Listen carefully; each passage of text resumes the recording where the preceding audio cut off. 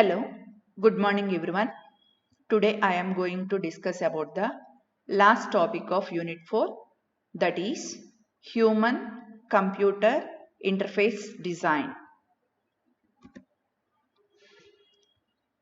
The overall process for designing a user interface begins with the creation of different models.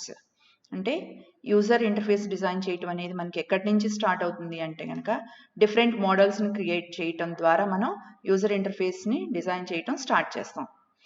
The intention of computer interface design is to learn the ways of designing user friendly interfaces or interactions.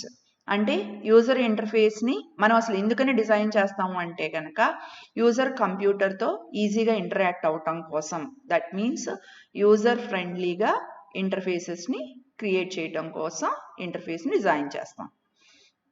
Interface design models అంటే మనకు అసలు interface design అనేది different models క్రియేషన్తోనే start అవుతుంది అనుకున్నాం. So ఇక్కడ మనకి interface design మోడల్లో మనకి 4 types of models ఉన్నాయి. 4 different models come into play when human computer interface is to be designed. They are design model, user model, system perception and system image. The software engineer create a design model, human engineer establishes a user model, the end user develops a mental image that is often called the user model or the system perception, and the implementers of the system create a system image. So ఇక్కడ మనకి software engineer design మోడల్ని create చేస్తున్నాడు.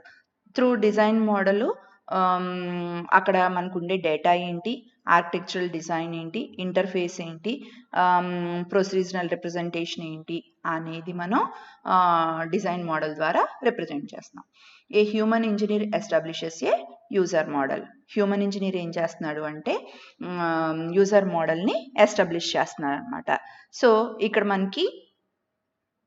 మనం user model ద్వారా మనం ఏమి identify చేసుకుంటామంటే what is the profile of the end users. End users యొక్క ప్రొఫైల్ ఏంటి, ఎవరు యూజ్ చేసుకోవాలనుకుంటున్నారు, వాళ్ళ యొక్క క్యాపబిలిటీస్ ఏంటి, వాళ్ళ యొక్క ఎథ్నిక్ బ్యాక్గ్రౌండ్ ఏంటి అనే దాన్ని మనం అండర్స్టాండ్ చేసుకోవడం ద్వారా మనం ఏం చేయగలుగుతామంటే మనం ఇంటర్ఫేస్ని ఈజీగా డెవలప్ చేయగలుగుతాం అనమాట. సో అందుకని యూజర్ మోడల్ ద్వారా మనం ఏం చేస్తున్నామంటే యూజర్ యొక్క క్యాపబిలిటీస్ ఏంటి అనేది మనం అండర్స్టాండ్ చేసుకుంటున్నాం.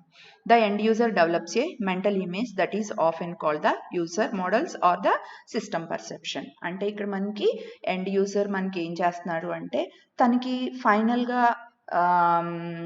తన మైండ్లో ఎలాంటి ఇమేజ్ ఉంది, తనకు అసలు యూజర్ ఇంటర్ఫేస్ ఏ విధంగా కావాలనుకుంటున్నాడు అనేది మనం ఏం చేస్తున్నాము అంటే కనుక యూజర్ మైండ్లో తను ఏ విధంగా కావాలనుకుంటున్నాడు యూజర్ ఇంటర్ఫేస్ అనేది సిస్టమ్ పర్సెప్షన్ ద్వారా మనం ఐడెంటిఫై చేసుకుంటున్నాం.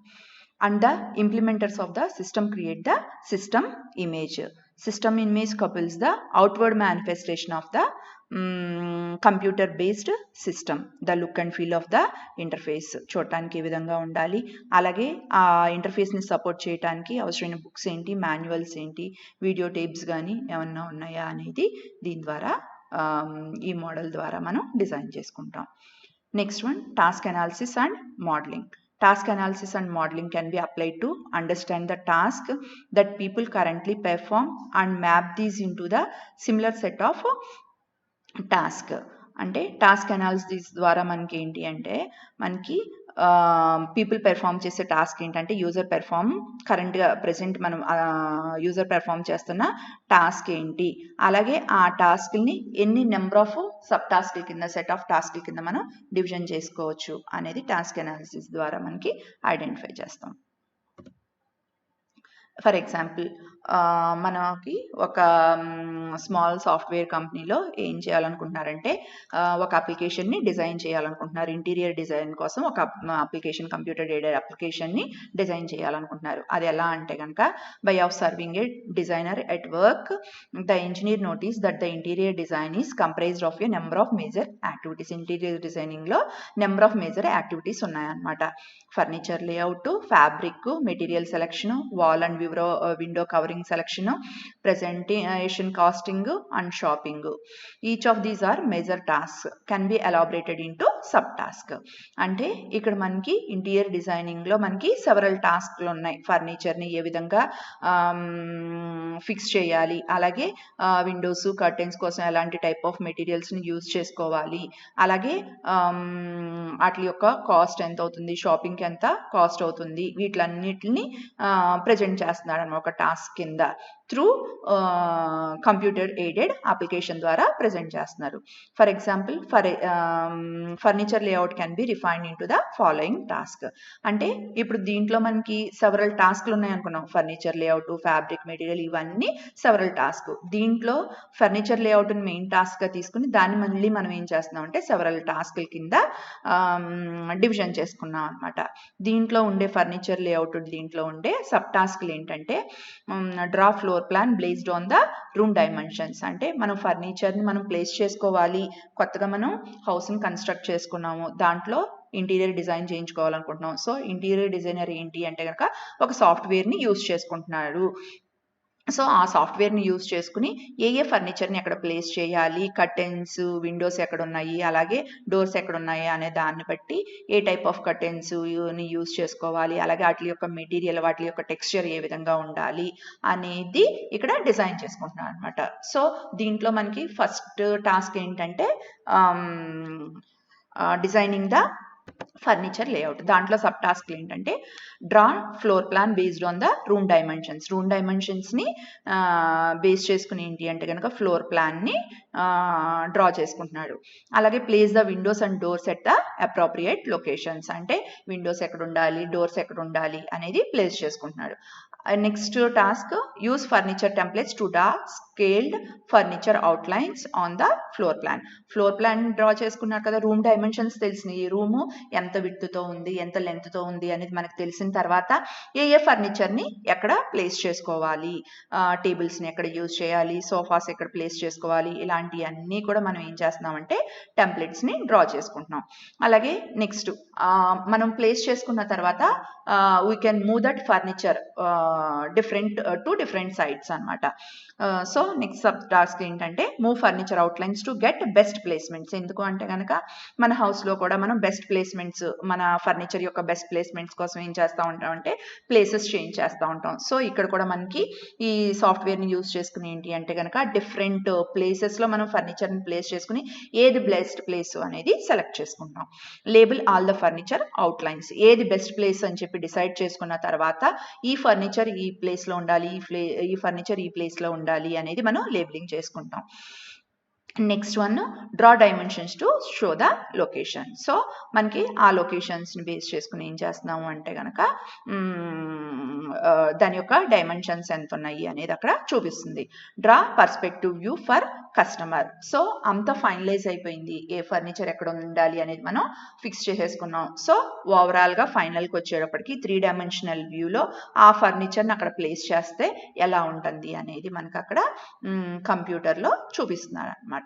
సో ఇక్కడ మనకి మెయిన్ ఫర్నిచర్ లేఅవుట్ అనే టాస్క్లో ఎన్ని సెవరల్ సబ్ టాస్క్లు ఇంక్లూడ్ అయ్యాయి అంటే కనుక దాంట్లో 7 సబ్ టాస్క్లు ఇంక్లూడ్ అయి ఉన్నాయి.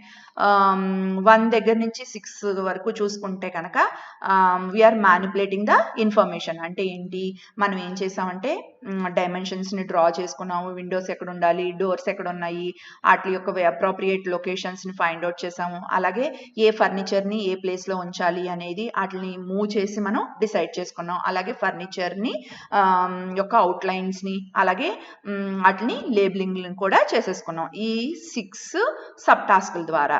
లాస్ట్ టాస్క్ ఏంటి అంటే కనుక ఫైనల్గా ఎలా ఉంటుంది అనేది పర్స్పెక్టివ్ వ్యూలో కస్టమర్కి మనం చూపిస్తున్నాం అనమాట.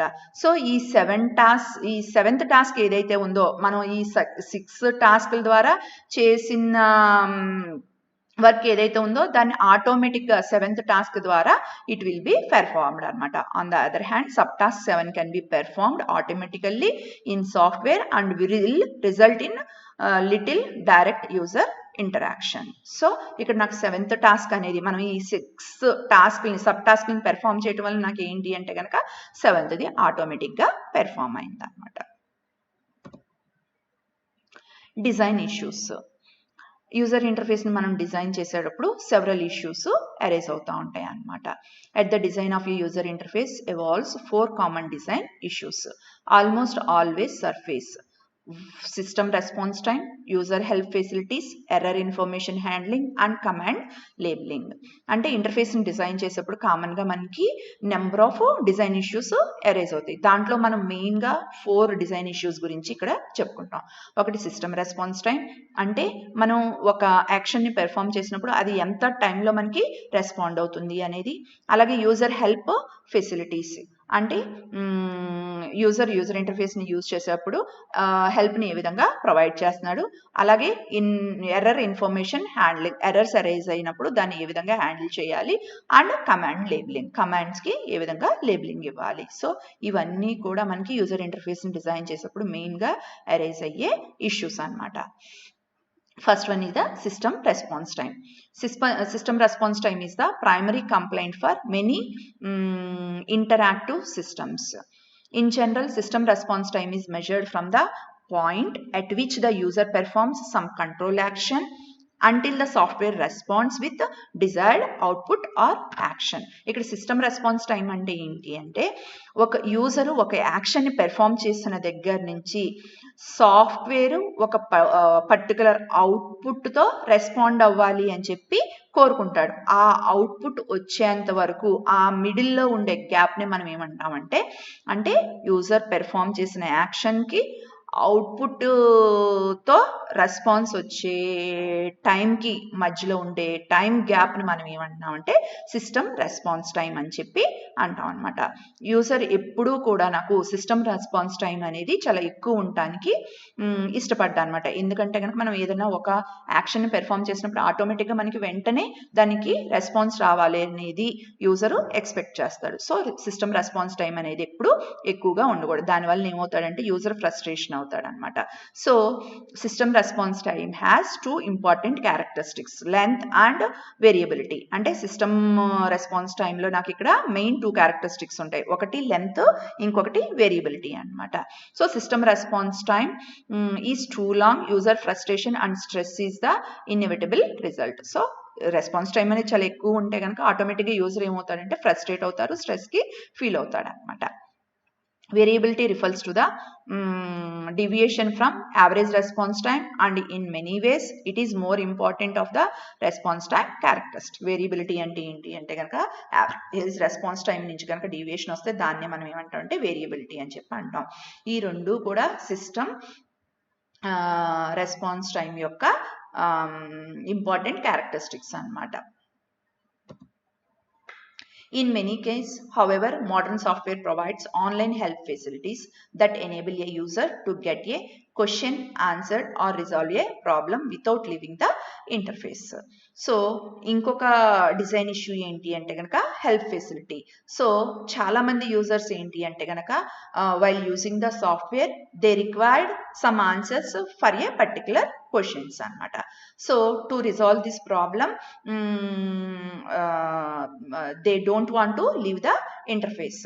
ఇక్కడ ఏంటి అంటే కనుక చాలా మంది వైల్ యూజింగ్ ద సాఫ్ట్వేర్ని యూజ్ చేసేటప్పుడు ఏంటి అంటే కనుక they don't know how to use that software, లేదు అంటే కనుక they don't know how to use a particular how to do a particular operation. So అందుకని చెప్పి ఏం చేస్తారు అంటే కనుక డైరెక్ట్గా ఆన్లైన్ హెల్ప్ ఫెసిలిటీని తీసుకుంటారనమాట. సో ఆన్లైన్ హెల్ప్ ఫెసిలిటీ తీసుకుంటాం వల్ల ఏంటి అంటే కనుక నా అప్లికేషన్లోనే డైరెక్ట్గా ఆ హెల్ప్ ఫెసిలిటీ అనేది బిల్డ్ అయిపోయి ఆ ఇంటర్ఫేస్లోనే బిల్డ్ అయిపోయి ఉంటుందన్నమాట. సో అందుకని చెప్పి యూజర్ ఇంటర్ఫేస్ని యూజ్ చేసేటప్పుడు నాకు యూజర్ ఏంటి అంటే కనుక ఆ ఇంటర్ఫేస్ని లో నుంచి బయటకు వచ్చి హెల్ప్ ఫెసిలిటీ కోసం చూడాల్సిన అవసరం లేకోకుండా ఆ దాంట్లోనే ఆ అప్లికేషన్లోనే హెల్ప్ ఫెసిలిటీ అనేది ఉండాలి అని చెప్పి కోరుకుంటాడు. సో ఇదొక ఇష్యూ అనమాట. 2 different types of help facilities are encountered. అంటే 2 types of help facilities ని యూజ్ చేసుకుంటారు while designing the user interface. First one is the integrated and next one is the add-on. ఇక్కడ ఇంటిగ్రేటెడ్ హెల్ప్ ఫెసిలిటీ అంటే ఏంటి అంటే design చేసేటప్పుడే user interface తో పాటు లేదు అంటే అప్లికేషన్ తో పాటు నాకు హెల్ప్ ఫెసిలిటీ అని వచ్చేస్తే దాన్నేమో ఇంటిగ్రేటెడ్ హెల్ప్ ఫెసిలిటీ అని, యాడ్ ఆన్ హెల్ప్ ఫెసిలిటీ అంటే కనుక మనకి బిల్డ్ ఇన్ హెల్ప్ ఫెసిలిటీ కాకోకుండా ఆన్లైన్ యూజర్ మాన్యువల్స్ ఇలాంటివి ప్రొవైడ్ చేస్తే కనుక దాన్ని యాడ్ ఆన్ హెల్ప్ ఫెసిలిటీ అని చెప్పి అంటారనమాట. There is a little doubt that integrated help facility is preferable to the add on approach. So యాక్చువల్గా నాకు యూజర్ ఎక్కువగా దేనికి ప్రిఫరెన్స్ ఇస్తాడు అంటే కనుక ఇంటిగ్రేటెడ్ హెల్ప్ ఫెసిలిటీకే ప్రిఫరెన్స్ అనేది ఇస్తాడు as compare to the add on help facility అనమాట. ఎందుకంటే user don't want to leave the interface అనమాట. ఇంటర్ఫేస్ని వదిలేసి బయటకు వచ్చి తనకి ఏం కావాలనుకుంటున్నాడో దాన్ని గురించి క్వశ్చనర్ ఫార్మెట్లో అడిగే గ్యాప్ అక్కడ ఉండదన్నమాట. అలాంటప్పుడు యూజర్ ఎప్పుడు కంపల్సరీ హెల్ప్ ఫెసిలిటీని ఎలా కావాలనుకుంటాడంటే కనుక విత్ ఇన్ ద ఇంటర్ఫేస్లోనే కావాలి అని చెప్పి అనుకుంటాడు. సో బెస్ట్ హెల్ప్ ఫెసిలిటీ ఏంటి అంటే కనుక integrated help facility is the best help facility. The error messages provides no real indication of what is wrong or where to look to get additional information. Next ఏంటి అంటే కనుక error మెసేజెస్ని display చేసుకోవటంలో కూడా నాకు issues ఉంటాయి అన్నమాట. So error మెసేజెస్ని display చేసుకోవటంలో ఎలాంటి problems arise అవుతాయి అంటే కనుక an error message presented in the manner shown above does nothing to as uses user anxiety or to help correct the problem. Error message అనేది ఎప్పుడు ఎలా ఉండాలి అంటే కనుక అక్కడ వచ్చిన ప్రాబ్లం ఏంటి అనేది తెలిపే విధంగా ఉండాలన్నమాట. The message should describe the problem in jargon that the user can understand. అంటే మెసేజ్ అనేది ఎప్పుడు ఎలా ఉండాలి అంటే కనుక ఎందుకని ఆ ప్రాబ్లం వచ్చింది అనేది తెలిపే విధంగా ఉండాలి, యూజర్కి అర్థమయ్యే విధంగా కూడా ఆ మెసేజ్ ఉండాలన్నమాట. The message should provide constructive advice for recovering from the error. అంటే ఎర్రర్ ఎరేజ్ అయింది, ఆ ఎర్రర్ని నుంచి మనం ఏ విధంగా రికవర్ అవుతాము అనే అడ్వైజ్ని కూడా ఆ మెసేజ్లోనే ప్రొవైడ్ చేసే విధంగా ఉండాలి. The message should indicate any negative consequences of the error. అలాగే మనం ఆ మెసేజ్లో ఏంటి అంటే కనుక ఆ ఎర్రర్ వలన ఏమైనా నెగిటివ్ కాన్సిక్వెన్సెస్ ఏమైనా వస్తాయా అనేది కూడా ఇండికేట్ చేసే విధంగా ఉండాలన్నమాట. ఫర్ ఎగ్జాంపుల్ మనం ఫైల్ని సేవ్ చేయకుండా క్లోజ్ చేసేస్తున్నాం, క్లోజ్ బటన్ క్లిక్ చేయగానే ఆటోమేటిక్గా నాకు అక్కడ ఒక మెసేజ్ని డిస్ప్లే చేస్తుంది. ఏంటి అంటే కనుక are you sure you don't want to save the application. కావాలి అంటే కనుక ఎస్ని క్లిక్ చేయమంటుంది, లేదు అంటే కనుక నోన్ క్లిక్ చేయమంటుంది. అంటే ఆ మెసేజ్లో ఏంటి అంటే కనుక మీరు అప్లికేషన్ని సేవ్ చేయలేదు, సేవ్ చేయమంటారా అని అడుగుతుంది. సో మనకు అక్కడ ఎస్ అని క్లిక్ చేసాం అనుకోండి ఆటోమేటిక్గా, అంటే నాకు అక్కడ మెసేజ్ ఏం చేస్తుంది అంటే కనుక యూజర్కి అండర్స్టాండ్ అయ్యే విధంగా ఉంది. అక్కడ మనం ఎస్ అని క్లిక్ చేయలేదు అంటే కనుక నాకు ఏమవుతుంది అంటే కనుక ఆటోమేటిక్గా నేను సేవ్ చేయకోకుండా దాన్ని క్లోజ్ చేస్తున్నాను అనేది అర్థమవుతుంది అనమాట. సో అదే కాకోకుండా ఇంకా ఆ మెసేజ్ ఎలా ఉండాలి అంటే కనుక దానివల్ల ఏమన్నా ఆ ఫైల్ని క్లోజ్ చేయలేదు అంటే కనుక నాకు ఏమవ్వాలి, అక్కడ నాకు నేను ఎంటర్ చేసిన డేటా ఏదైతే ఉందో అది నేను మళ్ళీ ఫర్దర్ రెఫరెన్స్కి ఫర్దర్గా నేను ఓపెన్ చేసుకోలేను. సో ఆ మెసేజ్ని కూడా ఇండికేట్ చేసే విధంగా ఎర్రర్ మెసేజెస్ అనేవి ఉండాలి. Implementation tools. The process of user interface design is iterative. అంటే యూజర్ ఇంటర్ఫేస్ డిజైనింగ్ అనేది ఏంటి అంటే ఇటరేటివ్ ప్రాసెస్ అన్నమాట. సో ఇటరేటివ్ ప్రాసెస్ అంటే కనుక నెంబర్ ఆఫ్ టైమ్స్ మనం యూజర్ స్పెసిఫికేషన్స్ గ్యాదర్ చేసుకున్న దగ్గర నుంచి ప్రతి స్టేజ్ని మనం నెంబర్ ఆఫ్ టైమ్స్ రిపీట్ చేస్తూ ఉంటాం అనమాట. సో అందుకని చెప్పి యూజర్ ఇంటర్ఫేస్ డిజైన్ అనేది ఏంటి అంటే ఇటరేటివ్ ప్రాసెస్ అనమాట. That is a design model is implemented as a prototype. అంటే ఇక్కడ నాకు ఫస్ట్ ఏం చేస్తారంటే ఇంటర్ఫేస్ డిజైన్లో ప్రోటోటైప్ని ప్రిపేర్ చేస్తారు and modified based on they comments. User దాన్ని యూజ్ చేసుకున్న తర్వాత నాకు దాంట్లో యూజర్ యొక్క కామెంట్స్ని బేస్ చేసుకుని మోడిఫికేషన్స్ అనేవి చేస్తారు. To accommodate this iterative design approach a broad class of interface design and prototyping tools have been evolved called user interface toolkits. So ఈ ఇటరేటివ్ డిజైన్ అప్రోచ్ని యూజ్ చేసుకుని నాకు ఇంటర్ఫేస్ని డిజైన్ చేస్తున్నాడు. సో ఈ ఇంటర్ఫేస్ని డిజైన్ చేసేటప్పుడు కొన్ని టూల్స్ని కూడా యూజ్ చేసుకుంటారు. సో ఈ టూల్స్ని మనం ఏమంటాం అంటే యూజర్ ఇంటర్ఫేస్ టూల్ కిట్ అని చెప్పి అంటాం. These tools provide routines or object that facilitate certain of windows, menus, device interaction, error messages, commands and many elements of an interactive environment. అంటే ఈ టూల్స్ అనేవి ఏం చేస్తున్నాయి అంటే కనుక విండోస్ ఏ విధంగా డిస్ప్లే అవుతాయి, ఒక ఎర్రర్ మెసేజ్ని డిస్ప్లే చేస్తున్నాం అంటే విండోలో డిస్ప్లే అవుతుంది. సో ఆ విండో ఏ విధంగా ఉంటుంది, మెనూస్ ఏ విధంగా ఉంటాయి, అలాగే ఎర్రర్ మెసేజెస్ని ఏ విధంగా డిస్ప్లే చేస్తుంది. సో వీటిలన్నిటిని కూడా మనకి ఏంటి అంటే టూల్స్ ప్రొవైడ్ చేస్తాయి. Design evaluation. After the preliminary design has been completed, an operational user interface prototype has been created. అంటే డిజైన్ కంప్లీట్ అయిపోయింది అంటే యూజర్ ఇంటర్ఫేస్ని డిజైన్ చేయడం కంప్లీట్ అయిపోయింది, యూజర్ యూజ్ చేసుకునే విధంగా నాకు అక్కడ ఇంటర్ఫేస్ క్రియేట్ అయింది. This prototype is evaluated by the user who provide the designer with direct comments about the efficiency of the interface. So నాకు డైరెక్ట్గా యూజర్ ఇంటర్ఫేస్ యూజర్ యూజ్ చేసుకునే విధంగా కంప్లీట్ అయింది. కంప్లీట్ అయిన తర్వాత యూజర్ ఆటోమేటిక్గా యూజ్ చేస్తారు. యూజ్ చేసిన తర్వాత డిజైనర్కి అంటే ఎవరైతే ఆ యూజర్ ఇంటర్ఫేస్ని డిజైన్ చేశారో ఆ డిజైనర్కి ఏం చేస్తారంటే కామెంట్స్ని చెప్తారనమాట, ఎంత ఎఫిషియెంట్గా యూజర్ ఇంటర్ఫేస్ ఉంది అనేది అక్కడ యూజరు డిజైనర్కి చెప్తాడు. In addition, if formal evaluation techniques are used, అంటే దీంతో పాటు ఏ విధంగా ఉంది అనేది కామెంట్స్ని ప్రొవైడ్ చేయడంతో పాటు ఏంటి అంటే కనుక ఫార్మల్ ఎవాల్యుయేషన్, ఫార్మల్గా ఏంటి అంటే కనుక number of questions, rating sheets, questionnaires, rating sheets అంటే నెంబర్ ఆఫ్ క్వశ్చన్స్ ఏ విధంగా ఉంది అనేది రేటింగ్స్ కూడా ఇస్తారు. The designers May extract information from this information. 80% of users did not like the mechanism for saving data files. So చాలా మంది designers ఏం చేస్తారు అంటే కనుక ఈ ఇన్ఫర్మేషన్ని బేస్ చేసుకుని అంటే నాకు ఇక్కడ ఏం చేశాడు, యూజర్ యూజ్ చేసిన తర్వాత ఎలా ఉంది అనేది రేటింగ్ షీట్ ద్వారా రిప్రజెంట్ చేశారు. అలాగే దాంట్లో ఇంకా అతని డిజైన్ చేసిన యూజర్ ఇంటర్ఫేస్లో ఎఫిషియెంట్గా లేదా, దాంట్లో ఏమైనా ప్రాబ్లమ్స్ ఉన్నాయా అనేది చెప్పడం వల్ల నాకు డిజైనర్ ఏం చేస్తాడు అంటే కనుక ఆ ఇన్ఫర్మేషన్ యూజర్ దగ్గర నుంచి తీసుకునే ఇన్ఫర్మేషన్ని బేస్ చేసుకుని దాన్ని మళ్ళీ మోడిఫికేషన్స్ అనేవి చేస్తాడు. Design modifications are made based on user input and the next level prototype is created. అంటే డిజైన్లో మోడిఫికేషన్స్ అనేవి చేస్తాడు. దేని బేస్ చేసుకుని అంటే కనుక యూజర్ ఇందాక చెప్పారు కదా ఎంత ఎఫిషియెంట్గా మనకి యూజర్ ఇంటర్ఫేస్ ఉంది అనేది, దాంట్లో ప్రాబ్లమ్స్ ఏంటి అనేది డిజైనర్కి చెప్పారు కాబట్టి వాటిని బేస్ చేసుకుని నాకు ఏం చేస్తాడు అంటే కనుక మోడిఫికేషన్స్ చేసి నెక్స్ట్ లెవెల్ ఆఫ్ ప్రోటోటైప్ని క్రియేట్ చేస్తాడు.